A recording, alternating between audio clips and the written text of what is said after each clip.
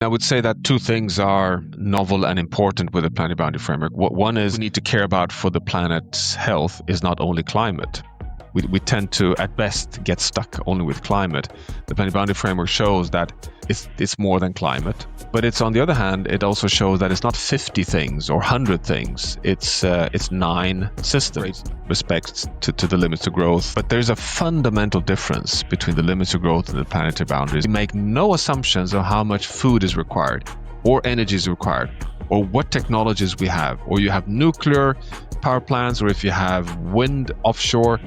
We don't care about that. We only set the boundaries on keeping the planet as close as possible to the Holocene range of variability.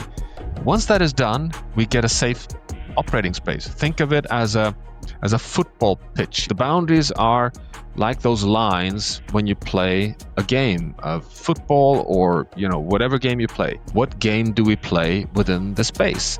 And my conclusion is, and the conclusion of the science is, that nothing hinders us to be prosperous, equitable, and successful within the boundaries' safe operating space. And we have so much evidence that when you have constraints like that, you actually are more innovative. You're more likely to be efficient. You're more likely to actually be more competitive and actually advance yourself towards a more modern future. But putting these constraints does not hinder economic development at all. On the contrary, I think it actually stimulates faster, efficient resource use. And the limits to growth, it was criticized on good grounds that the limits to growth underestimated our ability to innovate.